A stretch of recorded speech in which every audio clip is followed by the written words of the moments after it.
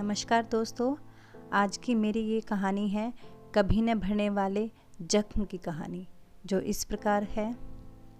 आज पुष्पा बिना कुछ बोले चुपचाप ही काम में लग गई।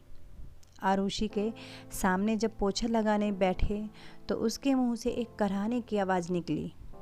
आंखों में आंसू भी तैर रहे थे, जिन्हें आरुषि ने यह सोचकर अनदेखा कर दिया कि कुछ पूछूंगी तो अपने पति जतिन का दुखड़ा लेकर रो पड़ेगी। नज़र फेर कर मेज से जैसे ही आरुषि ने न्यूज़पेपर उठाने लगी, यकायक उसका ध्यान पुष्पा के हाथ की हथेली पर गया, जो बुरी तरह जख्मी थी। ऐसा लग रहा था जैसे खून रिस रहा हो। कलाई और उंगलियों के पास तो मोटे मोटे फफोले पड़े हुए थे। आरुषि ने शक पकाकर पूछा, पुष्पा, तेरे हाथ में यह जख्म कैसा?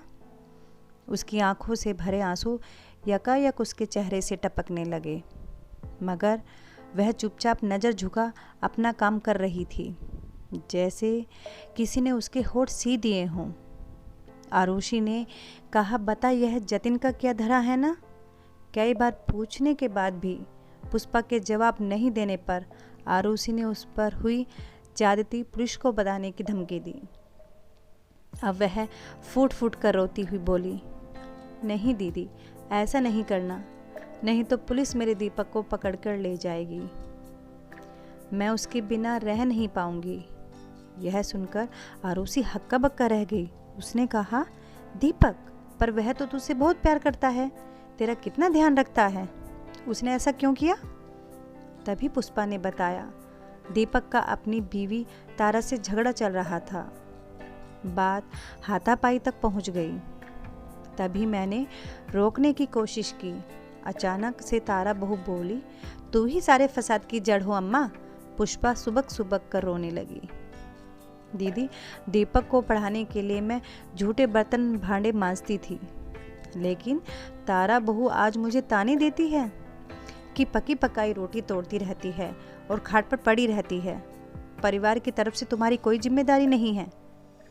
पुष्पा फिर फक करके रो पड़ी और बोली, मैंने इतना किया आज तक, अपनी सारी जिम्मेदारी निभाती आई हूँ।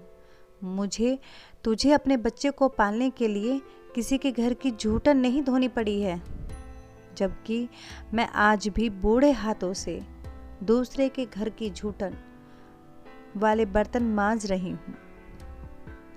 इतने में दीपक गुस्से से लाल पीला हो उठा और बोला, कोई एहसान नहीं किया है मुझ पर, यह तो हर माँ बाप अपने बच्चे के लिए करते हैं। और मेरे दोनों हाथों की हथेलियों को अंगीठी के जलते अंगारों पर रख दिया। कहते हुए पुष्पा की आंखों से आंसुओं का मानो समुंदर उमड़ पड़ा।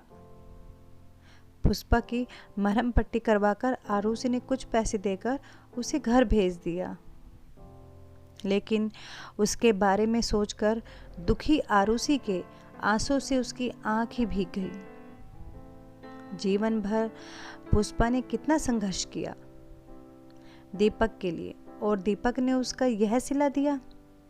आरुषि ने एक गहरी सांस ली और सोचने लगी, उसकी क्या कहूँ, अपने राजेश के लिए क्या मैंने कम संघर्ष किया था? पढ़ने के लिए उसे विदेश भेजा और उसने अपना वहीं बसेरा बना लिया।